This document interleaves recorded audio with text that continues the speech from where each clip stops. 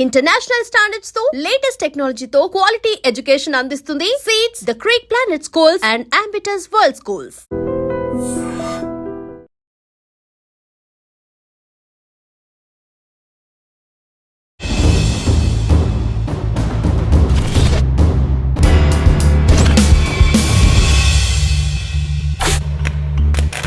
జనజీవన స్రవంతులు కలుస్తున్న మావోయిస్టులు పరిచయం చేసే ఈ కార్యక్రమంలో ఈ రోజు మన guest Koyyada Sambaiah alias ఆచాద్.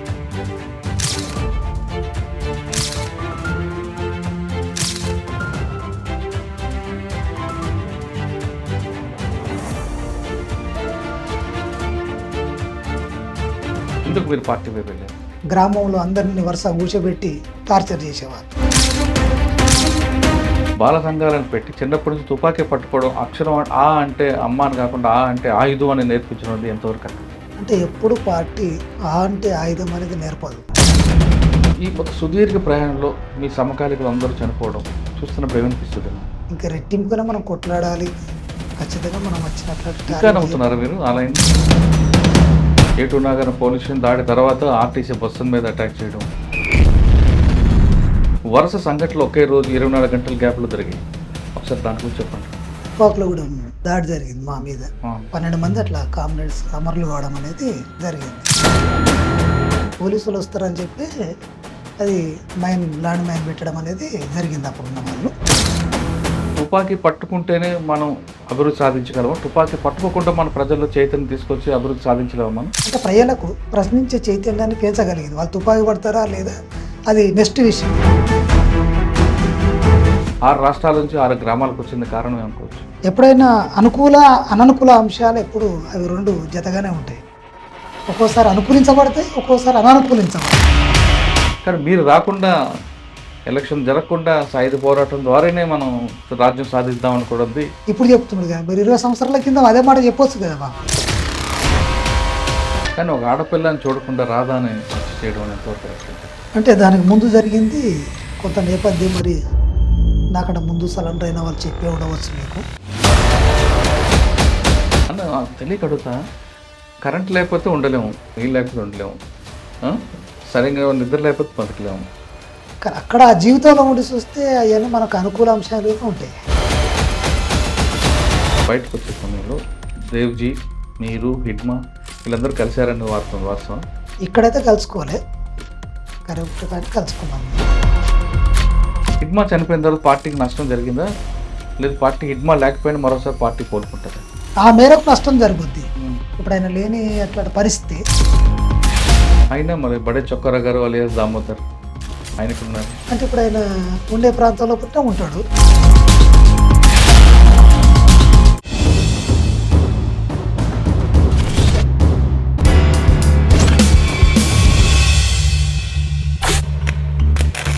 Welcome to I Dream. జనజీవన స్రవంతులు కలుస్తున్న మావోయిస్టులను పరిచయం చేసే ఈ కార్యక్రమంలో ఈరోజు మన guest Koyyada Sambaiah alias Achad, state committee member, Maoist party. Warangal జిల్లాకు చెందిన సాంబయ్య గారు దాదాపు 20 సంవత్సరాల క్రితం అడవులకు వెళ్ళారు. పాటల ప్రభావం లేదా భావజాల ప్రభావంతో లేదా మరియు ఏ కారణాలతోనో అడవులకు వెళ్ళి వాళ్ళు బడుగు బడిగిన వర్గాలతో పాటు ఆదివాసుల అభివృద్ధి కోసం నిరంతరం కృషి చేశారు. కానీ ఇటీవల కాలం ఆపరేషన్ కగార్ మార్చి 31 వరకు డెడ్ లైన్ విధించడంతో అడవిలో ఉన్న చాలామంది అన్నలందరూ కూడా బయటకు వస్తున్నారు. కేవలం దానికోసమే కాకుండా వాళ్ళ అనారోగ్య సమస్యలతో కూడా బయటకు వస్తున్నారు. ఆ విధంగా వచ్చిన సాంబయ్య గారు ఇటీవల తెలంగాణ డీజీపీ శివధర్ రెడ్డి గారి ముందు సరెండర్ అయ్యారు. ఆయనతో పాటు మరికొందరు సరెండర్ అయ్యారు. వాళ్ళని అడిగి ప్రస్తుతం ఛత్తీస్గఢ్లో కానీ బస్తర్లో కానీ పార్టీ ప్రభావం ఎలాగుంది, ఇప్పుడు పార్టీ నుంచి అందరూ బయటకు వస్తుంటే పార్టీ ఉనికిని కోల్పోతుందా, ప్రజలకి పార్టీకి మధ్య దూరం ఎందుకు పెరుగుతుంది అనే విషయాన్ని అన్నట్టు తెలుసుకుంది. అన్న నమస్తే. అన్న ముందు మీరు పబ్లిక్ రావడానికి మేము కూడా వెల్కమ్ చెప్తున్నాను. నమస్కారం. కొయ్యాడ సాంబయ్య గారు అలియాస్ ఆచాద్, పార్టీ నుంచి ఏ పేరు వచ్చినా ప్రకటన వచ్చినా మీ పేరు మీద వచ్చేది గతంలో. తర్వాత మీరు ఎక్కువగా ఆర్గనైజేషన్ బిల్డప్ మీద మీరు ఎక్కువగా ఫోకస్ చేశారు. మీరు ఇక్కడికి వెళ్ళే ముందు ఏం చదువుకున్నారు అని చెప్పే ముందు సో పార్టీ ఆర్గనైజేషన్ అంది దెబ్బ తినబట్టే పార్టీకి ప్రజలకు దూరం అయిందన్నది ప్రధానంగా వినిపిస్తున్న వార్త. అంటే మిలిటరీ ఆపరేషన్లో ముందుకెళ్ళింది కానీ ఆర్గనైజేషన్ ఫెయిల్ అయిందన్నది తెలుస్తుంది. దీనికి ప్రధాన కారణం ఏమి ఉండొచ్చు? ప్రజలకు పార్టీకి మధ్యన గ్యాప్ ఎందుకు పెరిగి ఉండొచ్చు? ప్రస్తుతం దేవ్జీ ఎక్కడ ఉండొచ్చు? అదేవిధంగా హిడ్మా ఎన్కౌంటర్ హిడ్మా ఎన్కౌంటర్పై మీకున్న సమాచారం ఏంటి? అంటే అది అందరూ సాధారణంగా బూటకం అంటారు. అది బూటకమా? రియలా? అసలు హిడ్మా బస్తర్ వదిలిపెట్టి ఆంధ్రప్రదేశ్ ఎందుకొచ్చారు? ఈ ప్రశ్నలన్నిటికి సమాధానం చెప్పే ముందు సాంబయ్య గారు ఎందుకు ఆ టైంలో అడవులు బాట పట్టారు? ముందు ఐ డ్రీమ్ మిత్రులకు, ప్రజలకు నా నమస్కారాలు. అడిబాట పట్టడానికి ముందు మా ముద్రగూడెం అనే గ్రామం చాలా వెనుకబడేట్లాంటి గ్రామం ఒకప్పుడు. ఇప్పుడు కొంత అభివృద్ధి అయింది. అప్పుడు చాలా మారుమూల ప్రాంతం. ఎటు ఇప్పుడు పోవాలో ఎలాగుంది? ఆ? ఇప్పుడు ఎలాగుంది ఇప్పుడు గ్రామం? చాలా మారిపోయింది. బాగుందా? ఒక 20 సంవత్సరాలకి ఇప్పటికి చాలా మార్పులు వచ్చినాయి. కానీ ఈ సమయంలో కూడా మనం పార్టీ వైపు వెళ్ళాలి, ఇంకా మనం సాయుధ పోరాటం వల్లే అవుతాయి అనుకుంటారా? ఇంత డెవలప్మెంట్ అయిన తర్వాత కూడా. అంటే నేను ఇప్పుడు ఆ నేపథ్యాన్ని చెప్పినాక ఆ, మళ్ళీ చెప్పండి. చెప్పగలుగుతా. అంటే మీరు చాలా 20 సంవత్సరాలతో బయటకు వచ్చారు కదా, అవు. ఈ ప్రపంచం ఎలాగనిపించింది మీకు? ఇది మంచి ప్రభావం, ఉమ్, మంచి పరిణామం కూడా. ఎందుకంటే ఇప్పుడు మావోయిస్ట్ పార్టీ కూడా ఈ పరిణామ క్రమంలో ప్రజలకు అభివృద్ధి జరగాలని కోరుకుంటుంది. కాబట్టి అదే అభివృద్ధి అనేది ఇప్పుడు జరుగుతున్నది. ఆ పరిణామం లోపల ప్రజలు కూడా ప్రయాణం చేస్తున్నారు. అప్పుడు ఉన్నట్లాంటి ప్రజలు కాదు. ఇప్పుడు ప్రజల లోపల కూడా చైతన్యం పెరిగింది, అట్లానే విద్యావంతులు పెరిగినరు. ఉమ్, ఇలా సమాజం ఒక ఉన్నత స్థానం లోపలికి ప్రయాణం చేయడానికి సిద్ధంగా ఉందని నేను అనుకుంటున్నాను. అనుకుంటున్నారు. ఓకే, ఒకసారి వెనక్కి వెళ్దాం. ఎందుకు మీరు పార్టీ వైపు వెళ్ళారు? అంటే అప్పుడు మేము మా దగ్గర ఉన్నట్లాంటి పరిస్థితుల లోపల మా గ్రామం దాదాపుగా ఒక 30-40 సంవత్సరాలు ఎంఎల్ పార్టీలకు చాలా పునాది గల్లట్లాంటి గ్రామం అది. ఇక ఎంఎల్ పార్టీలు అంటే మీకు కూడా తెలుసు, జనశక్తి కావచ్చు, సిపిఎస్ కావచ్చు, అట్లానే ప్రజా ప్రతిఘటన కావచ్చు, ఈ అన్ని పార్టీలకు అది హెడ్ క్వార్టర్ లాంటిది ఒకప్పుడు మా చిన్నతనం లోపల. అట్లాగనే మాకున్నట్లాంటి పరిస్థితి ఏంటిదంటే అప్పుడు మా గ్రామాల లోపల అంత పెద్ద పొలాలు కూడా లేవు, వ్యవసాయం కూడా తక్కువ. కాబట్టి అలాంటి క్రమం లోపల మేము ఎదుగుతున్న క్రమం లోపల ఫస్ట్ నేను స్కూల్కి పోయేది అక్కడ.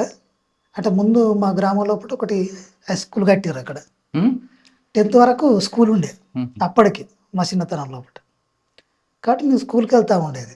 ఆ స్కూల్కి పోయిన తర్వాత మధ్యలో మా కుటుంబ నేపథ్యాన్ని చూసి నేను బంద్ పెట్టుకున్నా.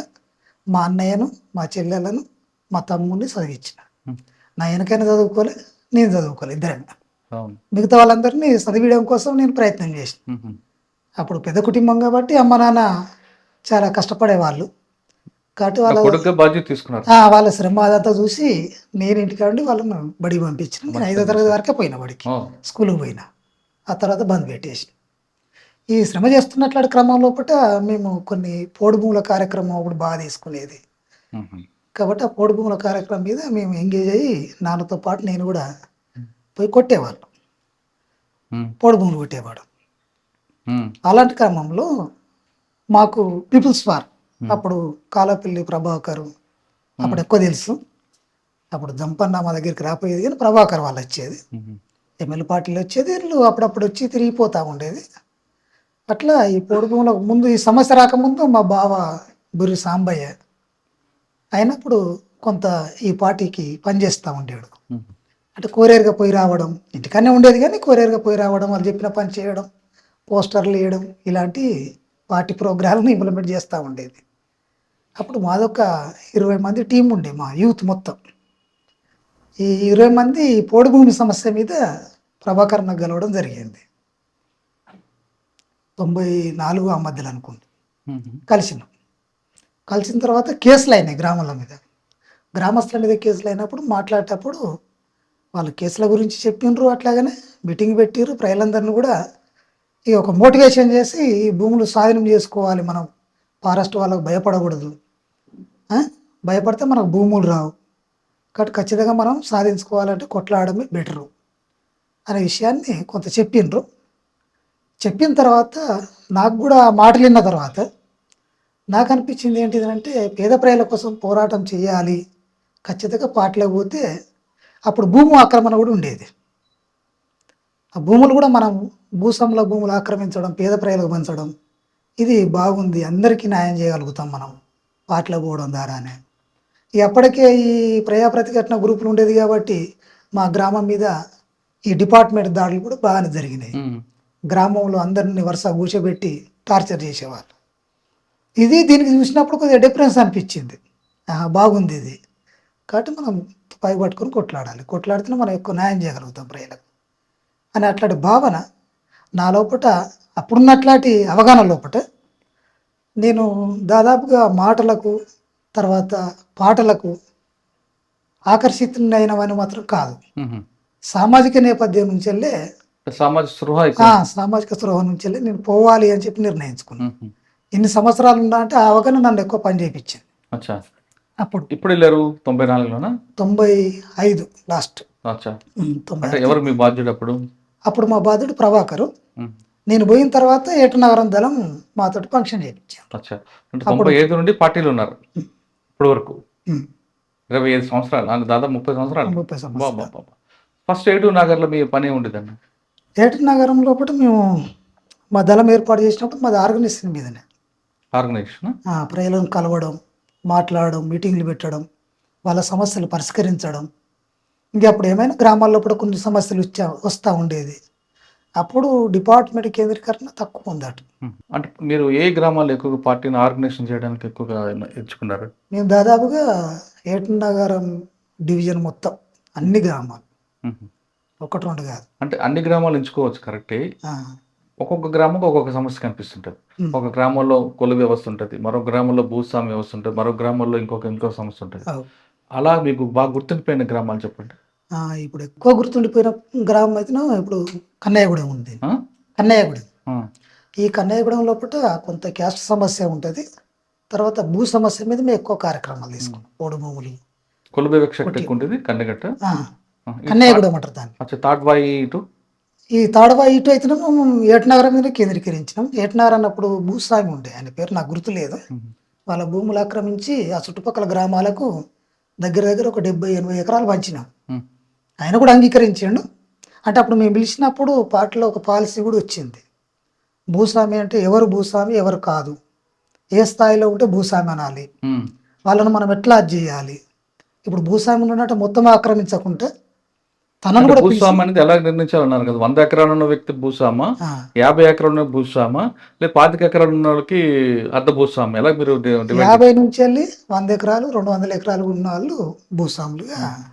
అంటే 50 నుంచి కింద ఉన్న వాళ్ళు, కింద ఉన్న వాళ్ళు అయితే కొద్దిగా మధ్య తరగతి ధనిక కుటుంబాలు అని చెప్పి అలా గ్రామాల్లో సమస్యలు. ఆర్గనైజేషన్ డెవలప్ చేయడం, స్థాపించడం అంటే ఇంకా అంటే ఇప్పుడు మన ట్రేడ్ యూనియన్లు ఇవి కూడా పెట్టేవారా? ఇప్పుడు గ్రామాల్లో కూడా రైతు కూలి సంఘాలు ఉంటాయి. విప్లవ రైతు కూలి సంఘం ఉంటుంది, ఆదివాసీ విప్లవ రైతు కూలి సంఘం ఉంటుంది, ఇట్లా మహిళా సంఘాలు ఉంటాయి, బాలల సంఘాలు ఉంటాయి. ఇవన్నీ మీరు ఏటూరు నగర్లో చేశారా? రైతు కూలి సంఘాలు అన్నీ కూడా రైతు కూలి సంఘాలు చేసినాం. విద్యార్థి సంఘాలు, అన్నిటి మీద ప్రజల స్పందన అలాగే ఉంటుందా? లేదు మీరు చేతులు తుపాకీ ఉందో భయపడి వచ్చేవారా? ఎప్పుడు ప్రజలు తుపాకీని చూసి మమ్మల్ని చూసి ఎప్పుడు భయపడలే. ఈ 30 సంవత్సరాల జీవితంలో ఎప్పుడు ప్రజలు భయపడి మా దగ్గరికి రాలే. ఎందుకంటే వాళ్ళ సమస్యలు మనం తీర్చగలుగుతామనే అట్లాంటి నమ్మకం వాళ్ళకు ఉన్నది కాబట్టి వాళ్ళు పార్టీ కాడికి రావడం అనేది జరుగుతుంది. ఒకవైపు ఆర్గనైజేషన్ డెవలప్ చేస్తున్న పార్టీ, మరోవైపు దాడులు. ఏటూరు నాగారం పోలీస్ స్టేషన్ దాడి, ఏటూరు నాగారం పోలీస్ స్టేషన్ దాడి తర్వాత ఆర్టీసీ బస్సుల మీద అటాక్ చేయడం, వరుస సంఘటనలు ఒకే రోజు 24 గంటల గ్యాప్లో జరిగాయి. ఒకసారి దాని గురించి చెప్పండి. అంటే మేము అప్పుడు ఏటనగరం వెళ్ళినంటే ఫస్ట్ తుపాకులు కూడా దాడి జరిగింది మా మీద. జరిగినప్పుడు అక్కడ 12 మంది అట్లా కామ్రేడ్స్ అమరులు కావడం అనేది జరిగింది.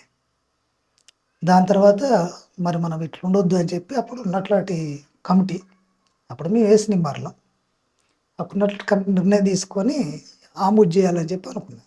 ఏటూరు నగరం పోలీస్ స్టేషన్. ఏటూరు నగరం అంటే ఫస్ట్ ఈ బస్సు పేల్చినాక బస్సు పేల్చింది. దాని మీద బస్సు పేల్చిన తర్వాత పార్టీ సామాన్యులు చనిపోతే పార్టీ సంతాపం వ్యక్తం చేస్తుంది. దానికి కారణం ఎవరు? అంటే పోలీసులు వస్తారని భావించి బస్సును పేల్చారా, లేదు మీకు అవగాహన లేక పేల్చారా? పోలీసులు వస్తారని చెప్పి అది ల్యాండ్ మైన్ పెట్టడం అనేది జరిగింది అప్పుడున్న వాళ్ళు. కాబట్టి ఇప్పుడు పోలీసులు మధ్యలోకి వచ్చినాక వాళ్ళు బస్ చేంజ్ చేసిండ్రు. చేంజ్ చేసి ఈ ప్రజలు ఎక్కినప్పుడు అక్కడ ఉన్నట్లాంటి వాళ్ళకి అది గ్యాప్ ఉంది. ప్రజలు కాదు పోలీసులు వస్తున్నారు అనే అట్లాంటి సమాచారం ఉంది. అట్లా అక్కడ ఉన్నట్లాంటి వాళ్ళు దాన్ని విస్ఫోటం చేయడం జరిగింది. ఇక ప్రజలు అని తెలిసినాక పార్టీ కూడా బాగా శంకించింది, ఆలోచించింది. దాని మీద చర్య కూడా తీసుకుంది వాళ్ళ మీద. కానీ అక్కడ ఆపరేషన్ చేసిన వ్యక్తిని కూడా పార్టీ సస్పెండ్ చేసింది కదా. చేసింది. ఉమ్. ఇంకా మీరు పరిశీలించి చేయాల్సిన అవసరం ఉండే. మన ప్రజల మీద చేయొద్దు కదా, ప్రజల కోసం మనం కొట్లాడేది. ఉమ్. కాబట్టి ప్రజల మీద చేయడం అనేది సరైనది కాదు. కాబట్టి అక్కడ ఉన్నట్లాంటి బాధ్యులు ఎవరైతే ఉంటారో వాళ్ళ మీద చర్య కూడా తీసుకున్నది పార్టీ. అక్కడ నుంచి ఎలా విస్తరించిన పార్టీ ఏటూరు నగర్ నుండి? ఈ ఏటనగరం నుంచి వెళ్ళి ఇప్పుడు దాదాపు ఇటు గుండాల కావచ్చు, గుండాల, మనుగూరు, ఇట్లా చెర్ల, విస్తరించింది. వెంకటాపురం. చెర్ల, వెంకటాపురం, ఉమ్. అట్లా అటువైపు విస్తరించినాం, ఇటువైపు కూడా విస్తరించినాం. ఉమ్. అంటే గోదావరి అవతలకు వెళ్ళలేదు, ఇదిలే ఉన్నారు. నేను ఉమ్. నేను గోదావరి అవతలకు కూడా వెళ్ళా. ఎప్పుడు వెళ్ళారు మీరు? నేను 2007లో పోయినా. అంటే 2007 అంటే 95 నుంచి 2007 వరకు ఇక్కడే తిరుగుతున్నారు. ఇక్కడ ఏముండండి ఇంకా ఆర్గనైజేషన్ ఎలా డెవలప్ చేశారు మీరు చెప్పిన వెంకటాపురం కానీ మనుగూరు ఈ ప్రాంతంలో? ఇక మన డెవలప్మెంట్ ఇక ప్రజలకు పోవడం, సమస్య తీసుకోవడం, ఆ సమస్య పరిష్కారం కావాలంటే ఒక యూనిట్ ఉండాలి దానికి. ఆ యూనిట్ ద్వారా గ్రామంలో కూడా సమస్యను పరిష్కరించగలుగుతాం. కాబట్టి మనలో పుట్టిన యూనిట్ లేకపోతే సమస్యలు పరిష్కారం అనేటివి కావు. కాబట్టి ప్రజలు కూడా అట్లా పరిష్కరించుకునేవాళ్ళు. యూనిట్లు పెట్టుకున్నారంటే అది ఇప్పుడు పోలీస్ స్టేషన్కి పోయి ఎట్లాంటి అయితే సమస్యలు ఉన్నాయో అప్పుడు అట్లాంటి సమస్య ప్రజలకు లేదు. పార్టీ తరఫున పార్టీ గైడ్ లైన్స్ లోపల ఇట్లా పరిష్కరించుకునేటోళ్ళు. 2005కి అటువైపు ఎందుకు వెళ్ళారు గోదావరి వైపు? అంటే ఇక్కడ ఒకటి ప్రభుత్వం తీసుకొస్తున్నట్లాంటి సంస్కరణలు ప్రజల లోపల, అట్లాగే మెయిన్గా రోడ్లు, రవాణా వ్యవస్థ పెరగడం, ఇక్కడి నుంచి పోవడానికి. తర్వాత అప్పుడు ఉన్నట్లాంటి టీడీపీ చాలా సీరియస్గా కేంద్రీకరించి పార్టీ నిర్మూలనకు కృషి చేసింది. దాంట్లో అనేక రకాల నష్టాలు జరిగినాయి పార్టీకి. ఆర్గనైజేషన్ పరంగా జరిగింది, అట్లాగనే మిలిటరీ పరంగా జరిగింది. కాబట్టి అన్నిటినీ తట్టుకోవాలంటే అప్పుడు పార్టీ నిర్ణయం మన అవతల పక్క వెళ్ళిపోతే మంచిది అనేది నిర్ణయం తీసుకుంది. అందులో భాగంగా మీరు అందులో భాగంగా నేను కానీ పార్టీ అనగానే ఆర్గనైజేషన్ అనేది మెయిన్. మీరు చెప్తున్న రైతు కూలి సంఘాలు ఇవన్నీ కూడా, ట్రేడ్ యూనియన్స్, బాలల సంఘం, విద్యార్థి సంఘాలు, ఇవన్నీ పార్టీకి బలం. ఆ బలం క్రమేపీ తగ్గిపోవడం కారణం ఏంటి? మీరు తగ్గిపోవడానికి వాళ్ళ సమస్యలు ఉన్నప్పుడు పార్టీని తీసుకున్నారు, దాన్ని అభిమానించారు, దాంతో ఉన్నారు, పరిష్కరించుకున్నారు. పార్టీ లేకపోతే మనకు జీవితం లేదనేదే ప్రజలు భావించారు ఒక. కాబట్టి ఇప్పుడు ప్రభుత్వం తీసుకొస్తున్నట్లాంటి కొన్ని అభివృద్ధి కార్యక్రమాలతోటి ప్రజల లోపల రోజుకొక సెక్షన్ నుంచి వెళ్ళి కొంత మధ్యతరగతి సెక్షన్గా మారడం, వాళ్ళ జీవన విధానం లోపల మార్పులు రావడం, విద్య పెరగడం, అట్లాగనే అందులోకెళ్ళి కొద్దిమంది టీచర్స్గా తయారు కావడం, దీంతో కొంత పార్టీకి గ్యాప్ రావడం అనేది సాధ్యంగానే అది జరిగింది. డిపార్ట్మెంట్ కేంద్రీకరణ కూడా ఇప్పుడు దాడి తర్వాత ఈ మార్పులు. అంటే ఇది ఒకటేనా, కుల సంఘాలు పెరగడం కూడా పార్టీకి దూరం అయింది అనుకోవచ్చు అప్పుడు? అంటే అప్పట్లో ఏ సమస్య వచ్చినా పార్టీ వస్తే కానీ పార్టీ కోసం వెయిట్ చేసి ఆ సమస్య పరిష్కారం కోరుకున్నారు ప్రజలు. ఇప్పుడు ఒక్కొక్క కులానికి ఒక్కొక్క సంఘం వస్తుంది, ఆ కుల పెద్ద దగ్గరికి వెళ్ళి కూర్చొని మాట్లాడుకుంటున్నారు. దానివల్ల పార్టీకి కూడా ప్రజలకి దూరం అయింది అనుకోవచ్చా? అంటే ఇప్పుడు ఒక్కప్పుడు ఉన్నట్టయితే ఉండదు. ఇప్పుడు ఆ కుల సంఘాలు కూడా ఏర్పడడం, దాంట్లో కూడా పార్టీ కొంత కృషి చేసింది. అంటే దేనికి పరిష్కరించుకుంటే మంచిది అనేది, అంటే చట్టబద్ధ పోరాటాలు చేయడం, దాని లోపల నుంచి వెళ్ళి వాళ్ళు అనుకున్నట్లు కొన్ని సాధించుకోవడం. ఈ రిజర్వేషన్లు అంటున్నారు కదా, ఈ రిజర్వేషన్ల ద్వారా కూడా సాధించుకోవాలి అనేది పార్టీ కూడా ప్రజలను ఎడ్యుకేట్ చేసి చెప్పింది కూడా పార్టీ. కాబట్టి దాని నుంచి కూడా ఏంటిది అంటే సమస్యలు కొన్ని పరిష్కరించడం అనేది వాళ్ళకు కూడా అర్థమైంది. అప్పుడు వాస్తవంగా ఈ చట్టాలు ఏంటి, తర్వాత ఈ రాజ్యాంగం ఏంటిది, దీని లోపల మన సమస్యలు పరిష్కారం అయితాయా, ఇవి కావు. ఇప్పుడున్నట్లాంటి పద్ధతుల్లో అప్పుడు లేదు కదా. అవును, కానీ ప్రజల్లో వస్తున్న మార్పు, సమాజంలో వస్తున్న మార్పు పార్టీ గుర్తించలేదు అనుకోవచ్చా? గుర్తించడం విఫలమైంది అనుకోవచ్చా? ఇప్పుడు ఇక్కడ దాంట్లో దానికి అనుగుణంగా మనం గుర్తించడం లోపల ఇంకొంత వెనకబడిపోయింది పార్టీ. ఎంబటే గుర్తించి వాటికి అనుగుణంగా దాని రూపాన్ని మార్చుకోవడం చేయడం అనేది జరగాలి. ఆ పరిణామాలు ఎప్పుడు పార్టీ గమనిస్తూనే ఉంటుంది, కానీ తీసుకునే నిర్ణయాలు ఉంటాయి కదా. ఇప్పుడు అనుకున్నాగానే ఎంబటే మారిపోం కదా. కాబట్టి దానికి కొంత చర్చ కావాలి, దానికి కొంత ప్రోగ్రాం కావాలి. ఇక దానికి ఉంటే సమస్యలు కూడా దానికి ఉంటాయి. అట్లా కొంత వెనకబడిపోయింది. వాళ్ళు జనాలు ఆర్గనైజేషన్ కాబట్టి సాయుధ పోరాటం కన్నా ముందు ఆర్గనైజేషన్ డెవలప్మెంట్ ఇంపార్టెంట్ కాబట్టి సమస్య మార్పు, ప్రజల్లో మార్పు వస్తుంది, సమాజంలో మార్పు వస్తుంది అన్న విషయాన్ని మీరే ముందు గుర్తించి పార్టీకి దృష్టి తీసుకెళ్లారు ఎప్పుడైనా? అట్లాంటి చర్చలు కూడా జరిగినాయి.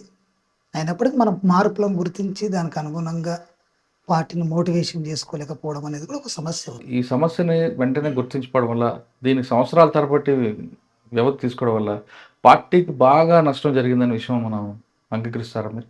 ఇప్పుడు వాస్తవంగా అట్లాంటి మార్పులను మనం గమనించి దానికి అనుగుణంగా నిర్ణయాలు తీసుకోలేదు కాబట్టి కొంత దాని మేరకు నష్టం జరుగుతుంది. ఉం. దాన్ని ఎవరు సాధారణంగా కాదనలేని పరిణామం. మీలాంటి వాళ్ళందరూ చెప్తుంటే సెంట్రల్ కమిటీకి వెళ్తుంది, అక్కడ ఒక సమీక్ష జరుగుతుంది, దాని తర్వాత తదనుగుణంగా నిర్ణయాలు మారుతుంటాయి కదా. ఇది ఒక సిస్టమ్గా నడుస్తుంది మీ పార్టీ అనేది, రహస్య పార్టీ అయినా. అవును. కానీ ఎందుకు విఫలమవుతుంది?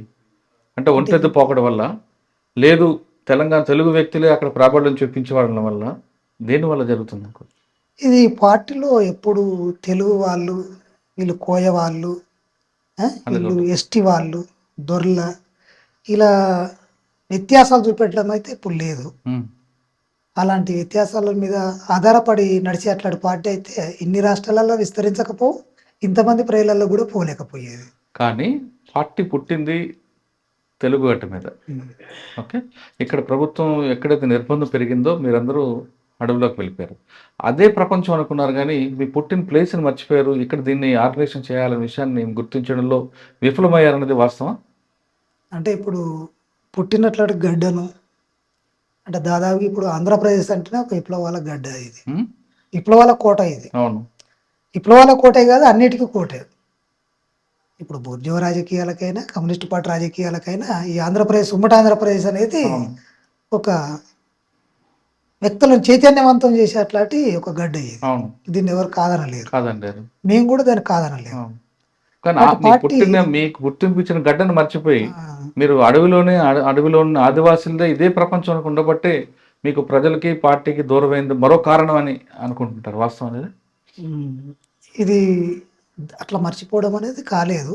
మేము అక్కడ ఉండి కూడా ఇక్కడ తెలంగాణ లోపల దళాలను ఎంటర్ చేసి మళ్ళీ మనం పునర్నిర్మాణం చేసుకోవాలి, ప్రజలను ఐక్యత చేయాలి, ప్రజా సమస్యల మీద తీసుకున్న కార్యక్రమాలు కూడా ఉన్నాయి. మొన్నటిదాకా కూడా అటు ఆదిలాబాద్ కావచ్చు, ఇటు ఖమ్మం కావచ్చు, అనేక పోడు భూముల సమస్యల మీద కార్యక్రమాలు పార్టీ తీసుకుంది. మీరు కూడా చూస్తున్నారు. మేము ఇక్కడికి వచ్చినప్పుడల్లా మా మీద దాడులు జరిగినవి ఉన్నాయి, నష్టపోయినవి ఉన్నాయి.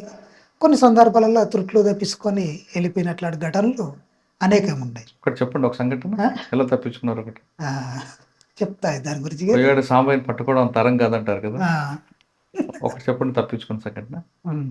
అంటే అట్లా మేము అంటే దీన్ని గడ్డ నిడిచిపెట్టి మేము అటే పోవాలనేది పార్టీకి అట్లాంటి అవగాహన అయితే లేదు. ఉం. ఇక్కడికి సంబంధించింది ఉం.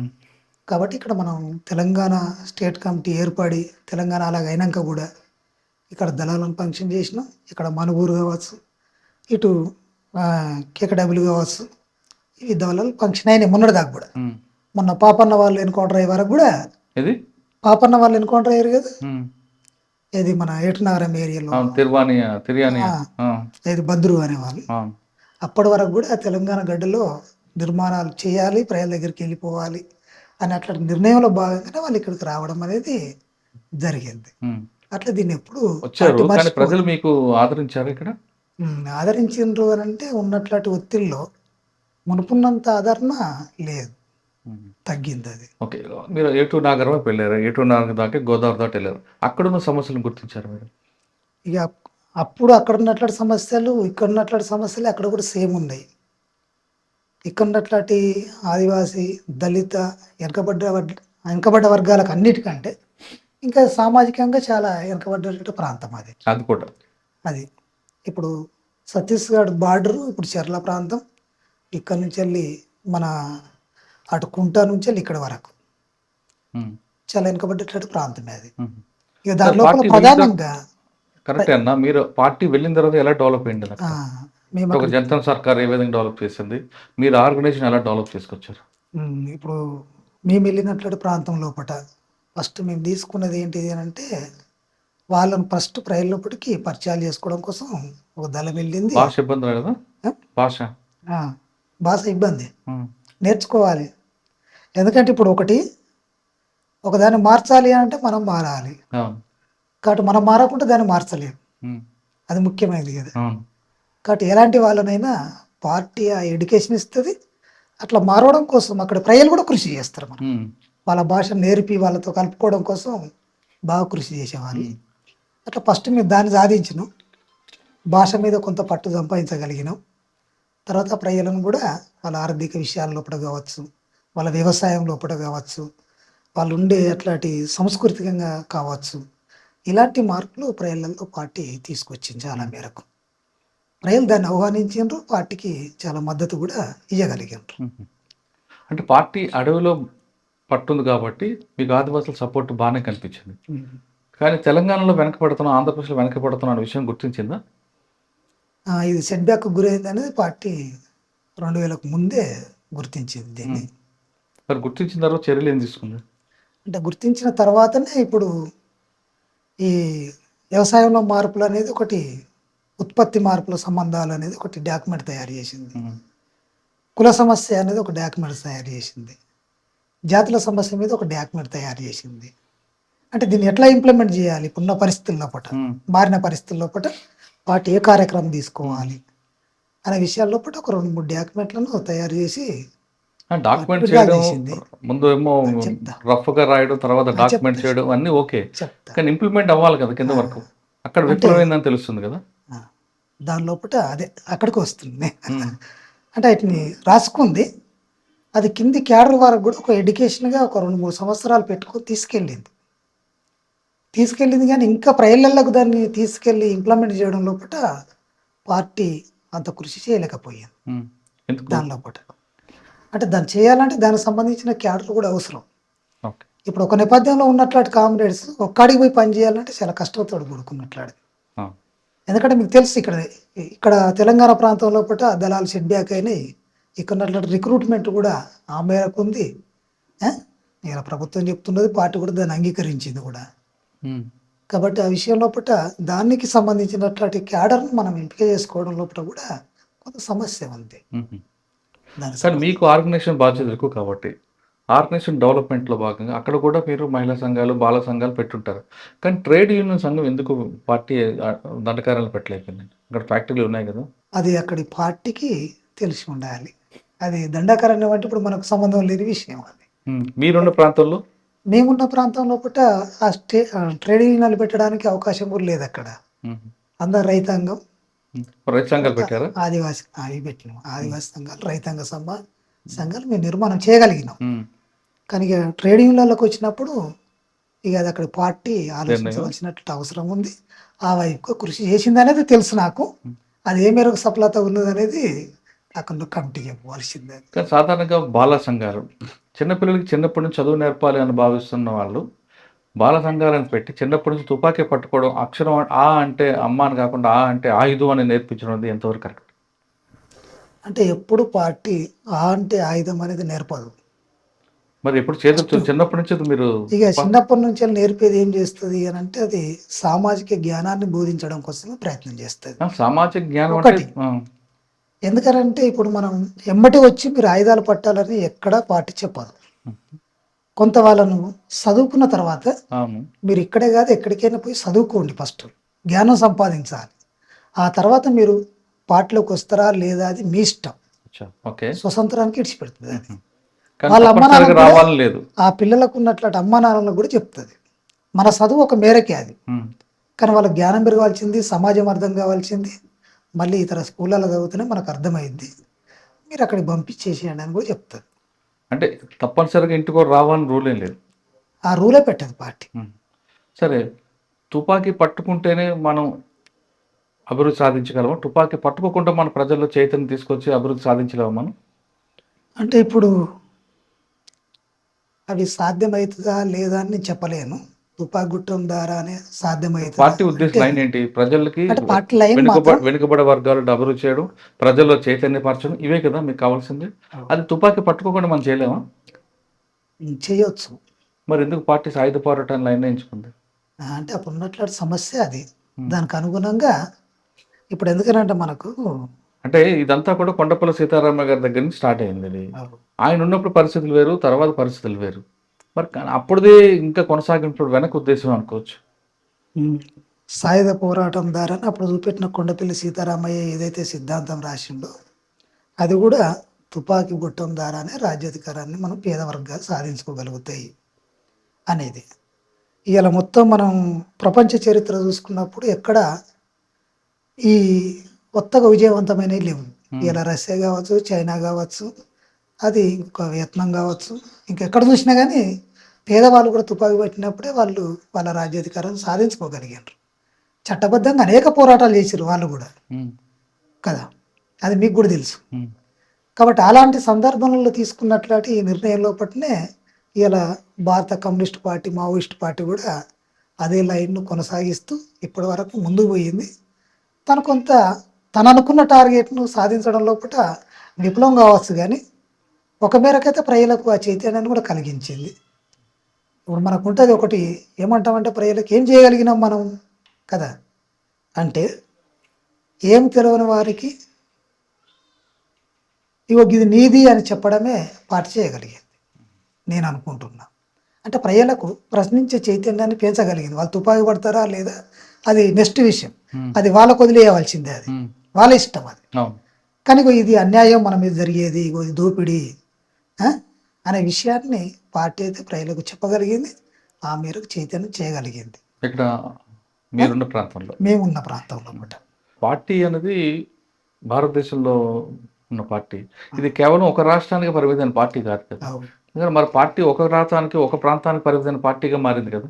ఒకప్పుడు 16 రాష్ట్రాల పార్టీ 6 రాష్ట్రాలకు వచ్చింది, 6 రాష్ట్రాల నుంచి 6 గ్రామాలకు వచ్చింది. కారణం ఏమనుకోవచ్చు? అంటే ఇక అక్కడ ఉన్నట్లాంటి భౌగోళిక సామాజిక పరిస్థితులకు అనుగుణంగా నడుచుకున్నప్పటికీ తనకున్నట్లాంటి మిలిటరీ శక్తి కావచ్చు, మెయిన్గా మిలిటరీ శక్తి ప్రభావం లేకపోతే తగ్గడం అనేది కంపల్సరీ అది. కాబట్టి అక్కడ ఉన్న పరిస్థితులు కూడా మనకు అనుకూలించకపోవచ్చు. ఒకప్పుడు అనుకూలించి మళ్ళీ ఒకప్పుడు అనుకూలించకపోవచ్చు.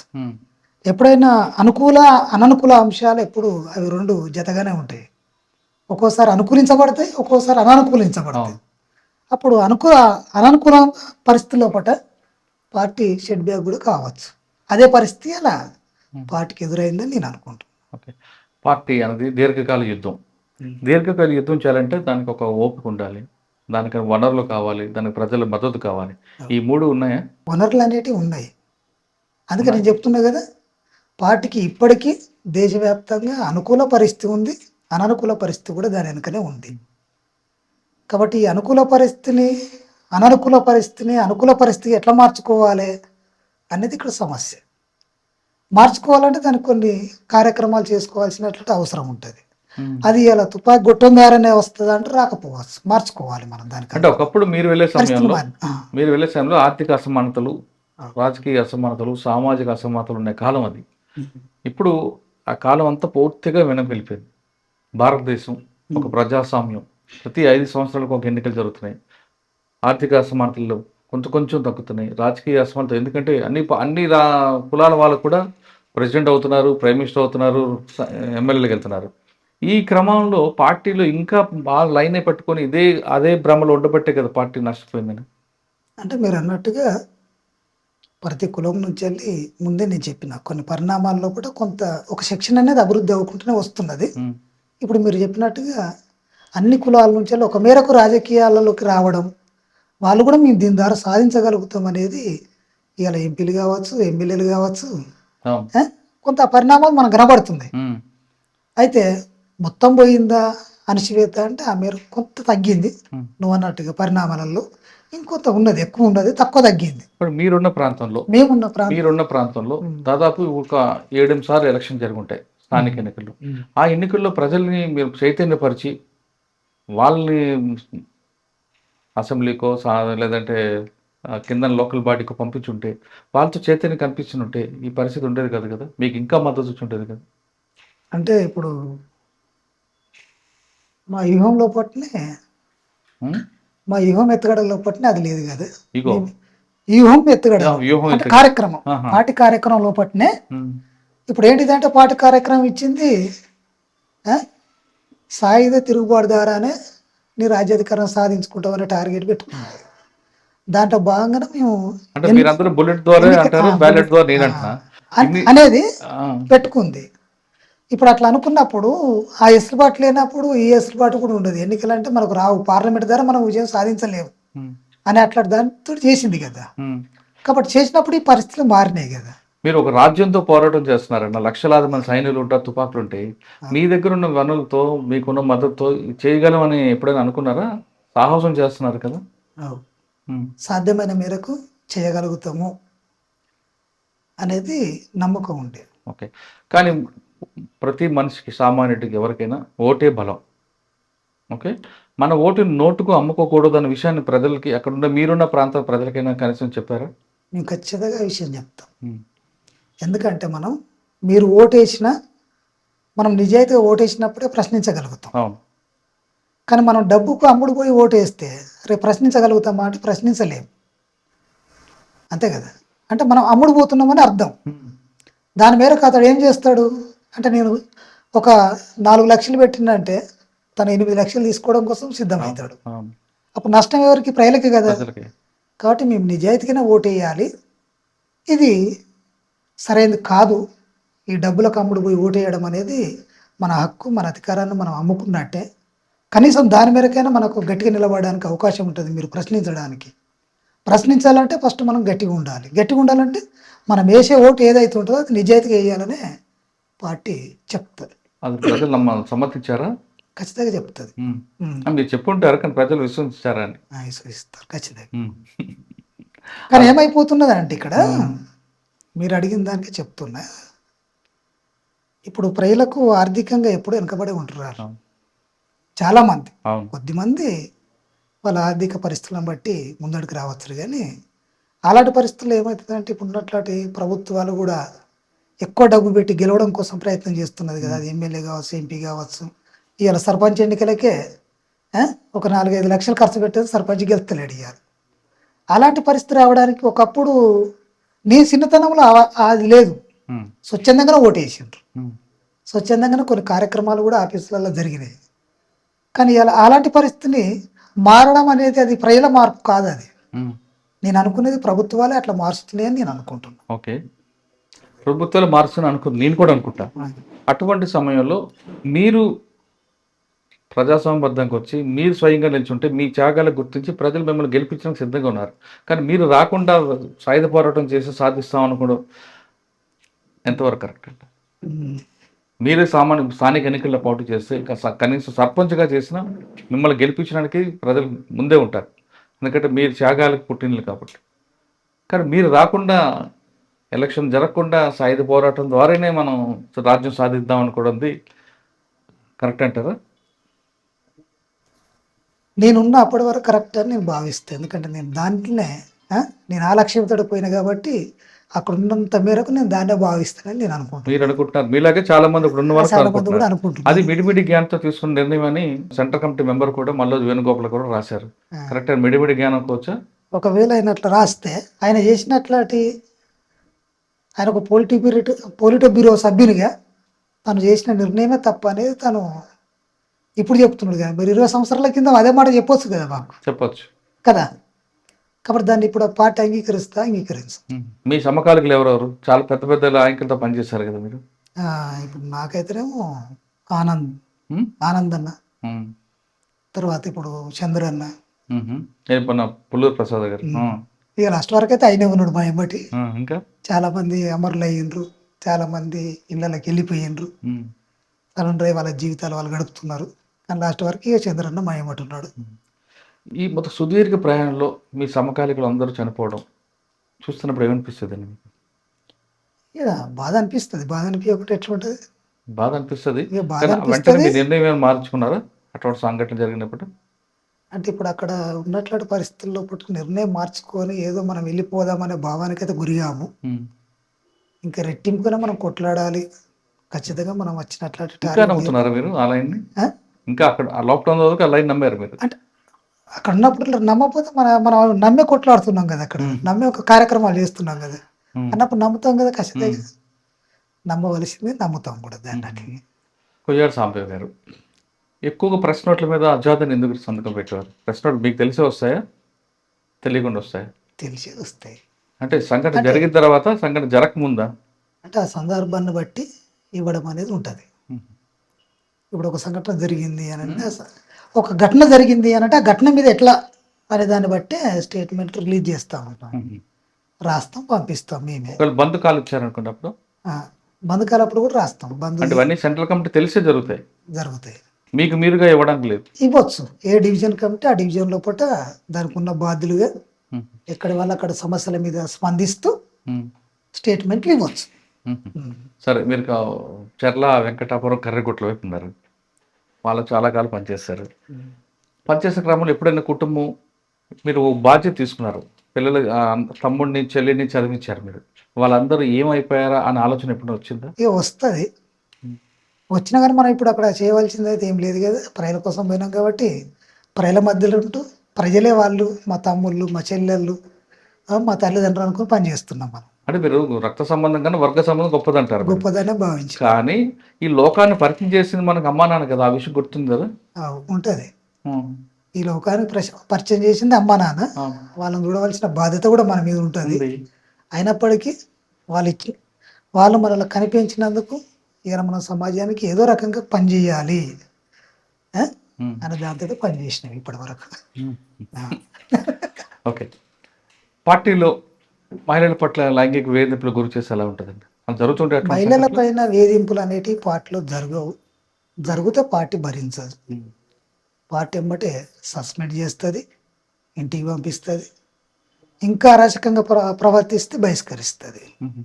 కానీ కానీ కోర్టు మహిళల మీద అనవసరమైనట్లాంటి వాక్యాలు చేసిన, అసభ్యంగా ప్రవర్తించిన పార్టీ దానికి తగ్గ నిర్ణయాలు తీసుకుంటుంది. కానీ పార్టీ మిమ్మల్ని కూడా కొంతకాలం పక్కన పెట్టింది అంటే పక్కన ఎందుకు? పెట్టింది. ఎందుకు? అంటే ఒక సంఘటన లోపల అది నా మిస్టేకే కావచ్చు, నా మిస్టేకే, ఎందుకనంటే మా క్యాడర్ను పరిశీలించడం లోపల, ఏం వాళ్ళ జరిగింది ఆ వాళ్ళు సంఘటన? సరి చేయడం లోపల. ఆ సంఘటన ఏంటో? అంటే ఇప్పుడు అర్జున్ రాజకుమార్లు అని చెప్పి పార్టీలో కోవట్టుగా తేలింది. ఎవరు? అర్జున్ రాజకుమార్ సరెండర్ అయ్యారు కదా, ఆ, ఆ. వాళ్ళ విషయాల లోపల పార్టీ నా మీద చర్య తీసుకుంది. ఎందుకు వాళ్ళని కోవట్లా?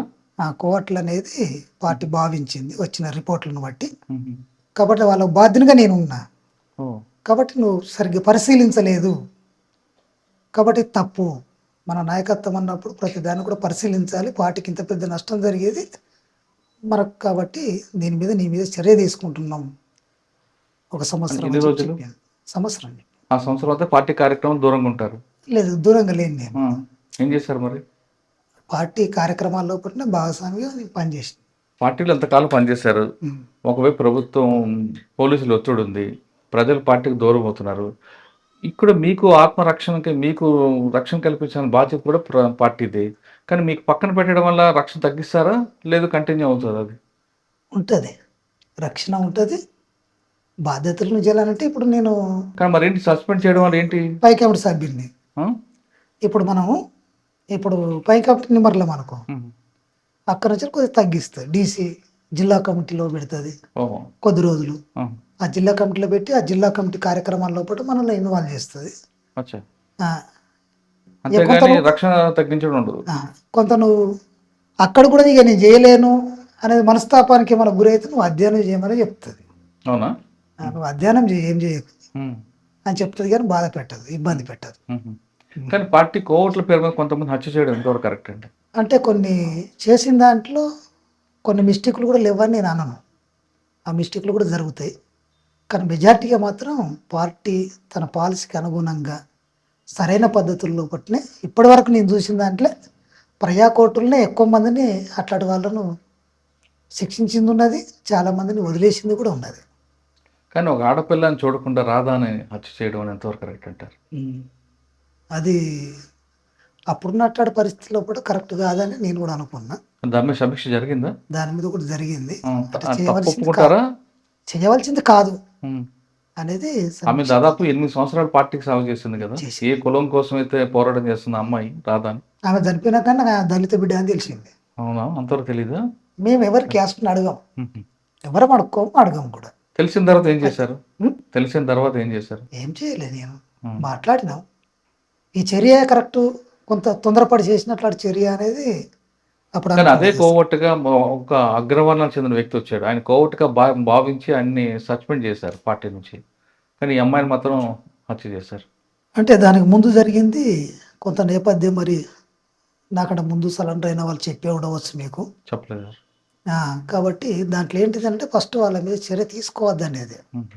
ప్రజలలో పెట్టి పర్యా కొట్టు పెట్టి ఇళ్ళకి పంపించేసేయాలి అనేది జరిగింది. ఉమ్, దాంట్లో భాగంగా మేము అర్జున్ రెడ్డిని కావచ్చు, రాజ్కుమార్ రెడ్డిని కావచ్చు, ఉమ్, మేము ప్రజా కోర్టు పెట్టి ప్రజలలో తమ తప్పులు ఒప్పించి వాళ్ళు కూడా మేము మారినాం, మాది మిస్టేకే, వాళ్ళు క్షమించండి అని వాళ్ళు కూడా ఒప్పుకున్నారు. ఉమ్, ప్రజలు కూడా ఇట్లా చేయడం సరైనది కాదు మీరు.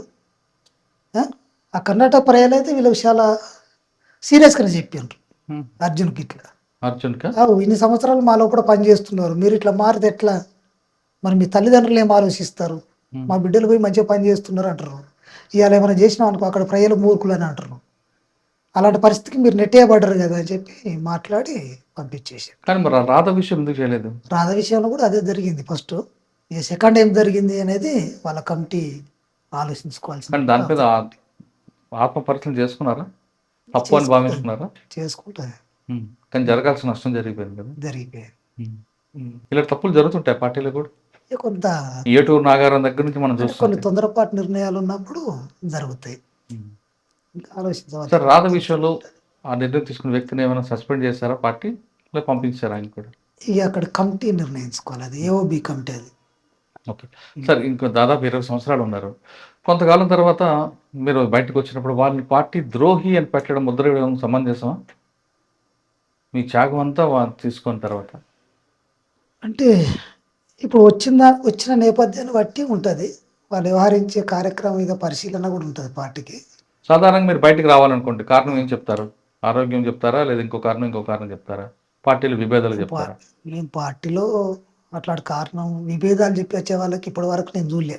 మ్మ్. ఎవరు పార్టీని విభేదించి వచ్చిన వాళ్ళని అయితే నేను చూడలేదు. ఉన్నారు ఈయన ఉన్నారు చాలా తక్కువ, అది తక్కువ ఉంటారు. తక్కువ అంటే మరీ తక్కువ ఉంటారు ఓకే పార్టీని. సరే, నేను వెళ్ళిపోవాలనుకుంటున్నా, నా హెల్త్ బాగాలేదంటే పార్టీ ఓకే పంపిస్తుందా బయటికి? పంపిస్తారు. ఎప్పుడు పోతున్న వ్యక్తిని పార్టీలో ఉంచుకోదు. ఈ ప్రొసీజర్ ఎలా జరుగుతుందండి? అంటే ఇప్పుడు చెప్పిన స్టేట్ కమిటీ మీకు ఇంటికి వచ్చేయాలంది ఏదో కారణం చేత, మీరు ఎవరికి రాస్తారు? సెంట్రల్ కమిటీ పంపిస్తారా నిర్ణయాన్ని? పంపిస్తాం, మా బాధ్యులు ఉంటే ఆ బాధ్యులకు పంపిస్తాం మేము. ఇవ నేను ఇట్లా ఆలోచిస్తున్నా, ఇంటికి పోవాలనుకుంటున్నా నేను, ఇది నా కారణం, నా ఆరోగ్యం. ఎన్ని రోజులు పడుతుంది ఈ సమాచారం రావడానికి మీకు? ఎన్ని రోజులు కూడా పట్టదు అది. పోవడం ఎక్కువ రోజులు పడుతుంది కాదు, కానీ రావడం తక్కువ రోజులు పడుతుంది. చెప్పిన తర్వాత తను ఇప్పుడు బాధ్యతగా ఏం చేస్తుంది పార్టీ, తను కన్విన్స్ చేస్తుంది, ఉండాలి, మనం కొట్లాడాలి, మనం ఇట్లా వచ్చినాం కదా, ఇప్పుడే పోతే ఎట్లా చెప్తుంది. నేను పోతా అన్నారు అనుకో, అప్పటికి కూడా పోయి నీ బతుకు నువ్వు సాధారణంగా ఎవరికి నష్టం కాకుండా బతుకు చెప్తుంది. పంపిస్తారు. పంపించేటప్పుడు మనం ఆయుధం పార్టీ తీసుకుంటుందా? తీసుకుంటుంది. తీసుకుని బయటకు పంపిస్తారు. పంపిన తర్వాత పార్టీ అక్కడే ఉంటుందా, మారిపోతుందా స్థలం? ఇక తనకున్న అవకాశాలను బట్టి అనేక ప్లేస్లో మార్చుకుంటుంది. ఎప్పుడు ఒక వ్యక్తి పోయినప్పుడు మా పార్టీ డాక్యుమెంట్లనే అది ఉంటుంది, మా ప్రణాళికలనే అది ఉంటుంది. ఎలా?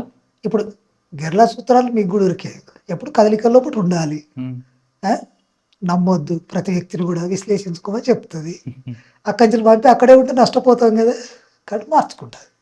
అన్న తెలియక అడుగుతా, కరెంట్ లేకపోతే ఉండలేము, నీరు లేకపోతే తాగలేము, నీళ్ళు లేకపోతే ఉండలేము, సరిగ్గా నిద్ర లేకపోతే బతకలేము, కంటి అంత తిండి లేకపోతే పర్వాలేదు ఉండొచ్చు, కానీ కంటి నిండా నిద్ర లేకపోతే మాత్రం సాధారణంగా ఏ మనిషి కూడా ఎక్కువ ఉండలేడు. అంటే 8 గంటల కన్నా 4 గంటలని కనీసం. ఇన్ని ప్రతికూల వాతావరణం ఎలాగున్నారండి అసలు మీ అందరూ అక్కడ? ఎలా ఉంటారు కూడా? అంటే అవన్నీ ఇక్కడ దూరం నుండి చూస్తే ప్రతికూల అంశంగానే అవపడతాయి, కానీ అక్కడ ఆ జీవితంలో ఉండి చూస్తే అవన్నీ మనకు అనుకూల అంశాలుగానే ఉంటాయి.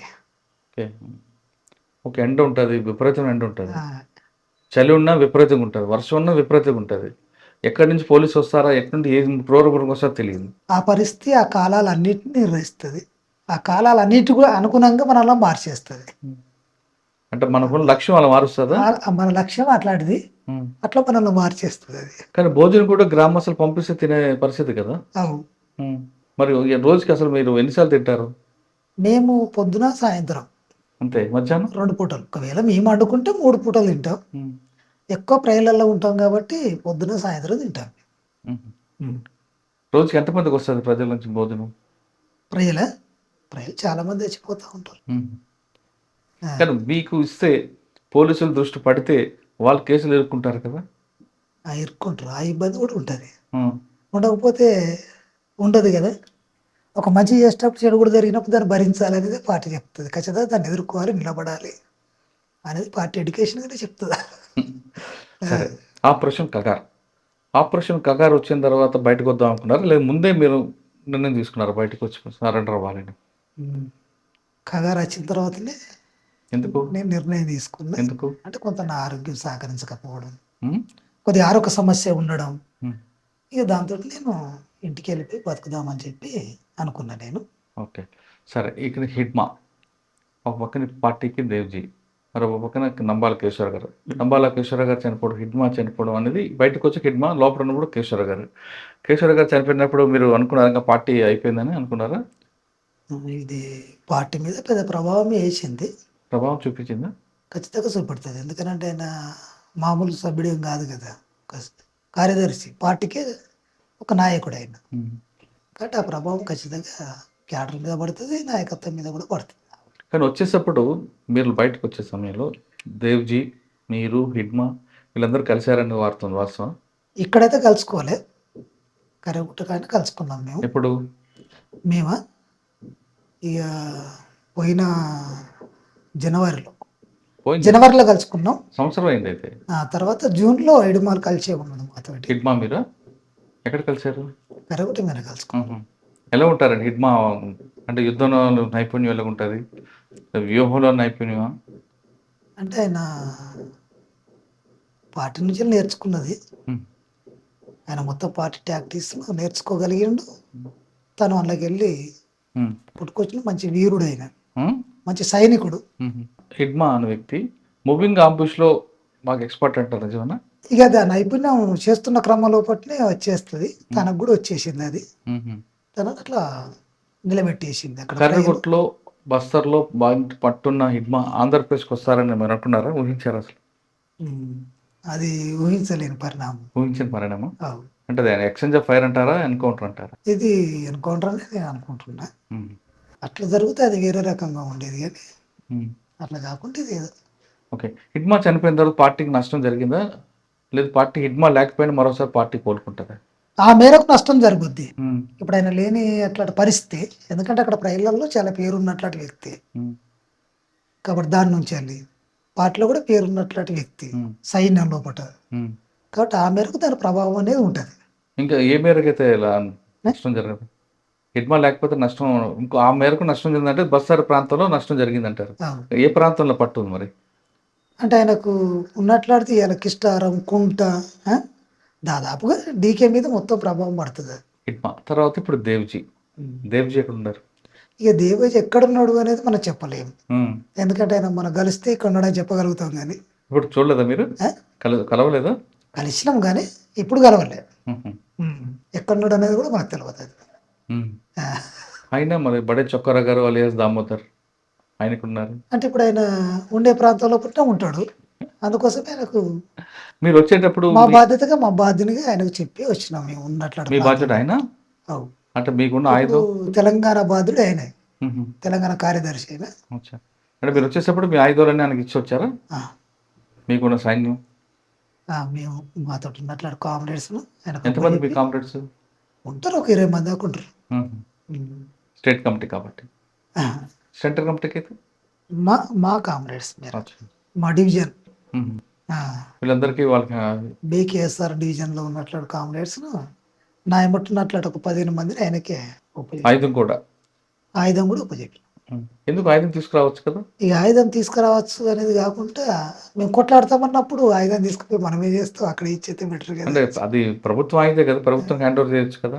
ఇక అప్పటి వరకు పార్టీదే కదా, నేను పార్టీలో ఉన్నా కాబట్టి అది పార్టీది కాబట్టి. దాదాపు 20 సంవత్సరాలు పార్టీలో ఉన్నారు, అడవిలో మీకు అడవి కాపాడింది. వీళ్ళందరూ మీ సహచరులు అందరూ ఉన్నారు కామ్రేడ్స్, వాళ్ళందరినీ విడిచిపెట్టి వస్తున్నప్పుడు మీ ఫీలింగ్స్ ఏంటి? అంటే దాదాపుగా నేను చేసినట్లు అన్ని ప్రాంతాల్లో కూడా ప్రజలు బలగాల్లో కూడా కంటికి రెప్పలా కాపాడుకున్నారు నన్ను. ఇవాళ వాళ్ళని అందరినీ ఇడిసి రావడం కూడా నేను చాలా బాధగానే ఫీల్ అయినా, ఎందుకంటే మన వ్యక్తిగత సమస్యతోటి ఇలా వాళ్ళని విడిచిపెట్టిపోతున్నాం. ఇన్ని త్యాగాల మధ్యలో ఇంతమంది కామ్రేడ్స్ అమరులు అయ్యిండ్రు, వాళ్ళ పిల్లలు కూడా ఎంతోమంది వచ్చి మనతోటి ఉండి మనల్ని రక్షిస్తూ అమరులు అయ్యిండ్రు అని అట్లాంటి బాధ అనేది కొద్దిగా సీరియస్గానే వెంటాడుతుంది. అవునా సరే, బయటకు వచ్చారు. బయటకు వచ్చిన తర్వాత ఇప్పుడు ఈ ప్రపంచం ఎలా కనిపిస్తుంది? ఎట్లా దానికి దీనికి చాలా డిఫరెన్స్ ఉంటుంది.